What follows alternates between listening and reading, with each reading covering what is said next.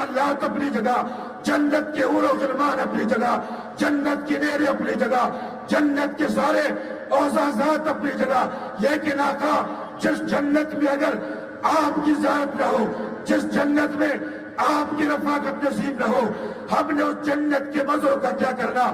ابھی صحابی رسول اپنے دل کی یہ بات پاک پیغمبر کے سامنے رکھ رہے ہیں، پاک پیغمبر جواب دیتے، پیغمبر کے جواب سے پہلے عرش سے جبریل امین قرآن کی آیت لے کر کے آتے، انعم اللہ علیہم من النبیین والصدیقین والشہداء والصالحین۔ محبوبہ اپنے لاڈلے اور پیارے صحابی سے کہہ دے تجھے پریشان ہونے کی ضرورت ہی نہیں ہے، جس طرح دنیا کے اندر پیغمبر کی رفاقت تمہیں ملی ہے، پیغمبر کی زیارت تمہیں ملی ہے، جنت میں بھی تمہیں نبی کی رفاقت ضرور ملے گی۔ الحمدللہ وحدہ والصلاة والسلام علی من لا نبی بعدہ وعلی آلہ واصحابہ ومن تبعہم اجمعین، اما بعد۔ قال اللہ تبارک وتعالی اولئک کتب فی قلوبہم الایمان، صدق اللہ العظیم۔ درود پاک پڑھ لیں۔ اللہم صلی علی محمد وعلی آل محمد کما صلیت علی ابراہیم وعلی آل ابراہیم انک حمید مجید۔ اللہم بارک علی محمد وعلی آل محمد کما بارکت علی ابراہیم وعلی آل ابراہیم انک حمید مجید۔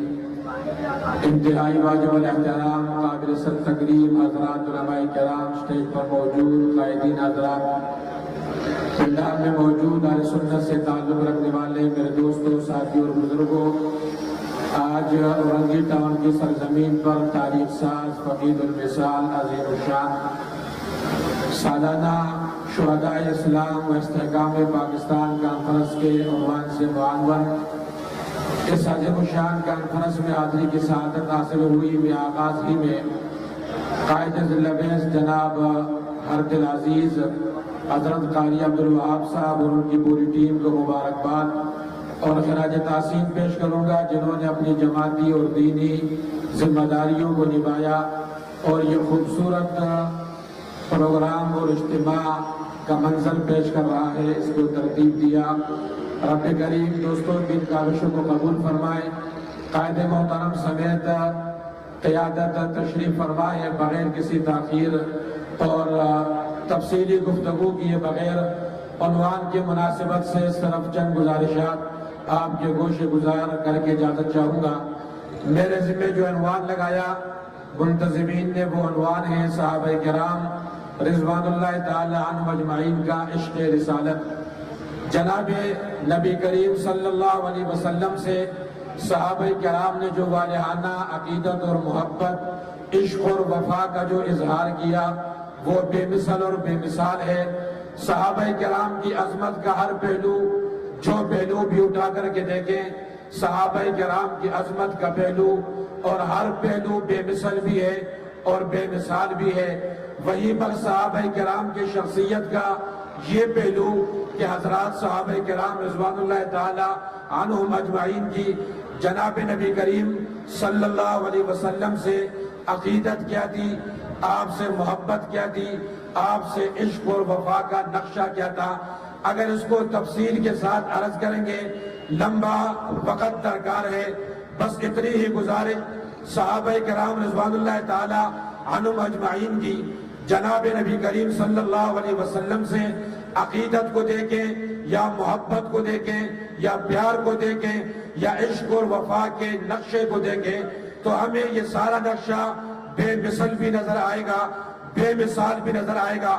صحابہ کرام نے پاک پیغمبر سے عقیدت کا اظہار کیا، محبت کا اظہار کیا، پیار کا اظہار کیا، عشق اور وفا کا اظہار کیا اور محبت کی ایسی داستانیں رقم کی کہ رہتی دنیا محبت کی وہ مثالیں اور محبت کی وہ داستان اور محبت کا وہ نقشہ قائم کرنے سے قاصر ہے۔ صحابہ کرام رضوان اللہ تعالیٰ عنہم اجمعین نے خوشی میں بھی پاک پیغمبر سے محبت کی اور غمی کی حالت میں بھی پاک پیغمبر سے محبت کی۔ صحابہ کرام پر غموں کے پہاڑ توڑے گئے۔ صحابہ کرام پاک پیغمبر کے چہرے کو دیکھتے تو صحابہ کرام جب نبوت کے چہرے پر نظر ڈالتے سارے کے سارے غم بھول جاتے۔ جناب صدیق اکبر رضی اللہ تعالیٰ عنہ کو مار مار کر لہو لہان کر دیا گیا۔ آپ کا جسم لہو لہان ہے۔ پیغمبر کی خدمت میں حاضر ہوئے، پیغمبر نے پوچھا ابو بکر، بڑا ستایا، بڑا مارا، مار مار کر آپ کا جسم لہو لہان ہو گیا۔ ابو بکر، آپ کو تکلیف بھی بڑی پہنچی ہوگی، آپ کو دکھ بھی بڑا پہنچا ہوگا۔ ابو بکر نے تاریخی جملہ دہرایا، آقا آپ کا چہرہ دیکھنے کے بعد ابو بکر سارے غموں کو بلا چکا ہے، سارے زخموں کو بلا چکا ہے، ساری تکلیفوں کو بلا چکا ہے۔ دنیا والے کہتے ابو بکر کا یہ جملہ کیا ہے؟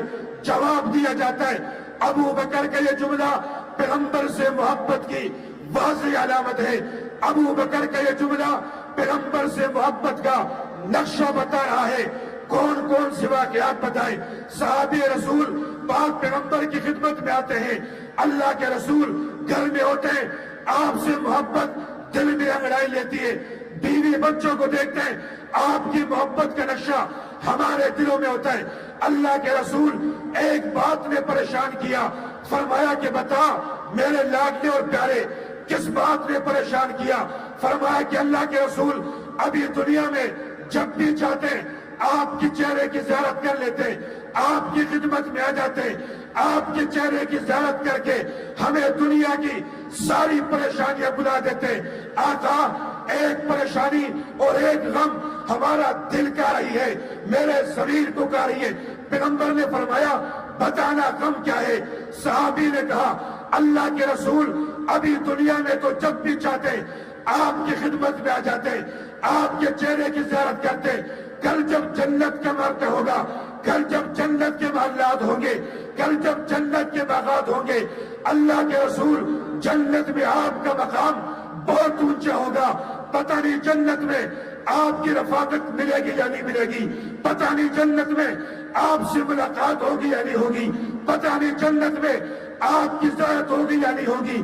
اللہ کے رسول جنت کے محلات اپنی جگہ، جنت کے حور و غلمان اپنی جگہ، جنت کی نہریں اپنی جگہ، جنت کے سارے اعزازات اپنی جگہ، لیکن آقا جس جنت میں اگر آپ کی زیارت نہ ہو، جس جنت میں آپ کی رفاقت نصیب نہ ہو، ہم نے اس جنت کے مزوں کا کیا کرنا؟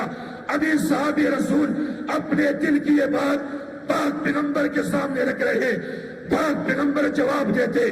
پیغمبر کے جواب سے پہلے عرش سے جبریل امین قرآن کی آیت لے کر کے آتے ہیں، انعم اللہ علیہم من النبیین والصدیقین والشہداء والصالحین۔ محبوبہ اپنے لاڈلے اور پیارے صحابی سے کہہ دے تجھے پریشان ہونے کی ضرورت ہی نہیں ہے، جس طرح دنیا کے اندر پیغمبر کی رفاقت تمہیں ملی ہے، پیغمبر کی زیارت تمہیں ملی ہے، جنت میں بھی تمہیں نبی کی رفاقت ضرور ملے گی۔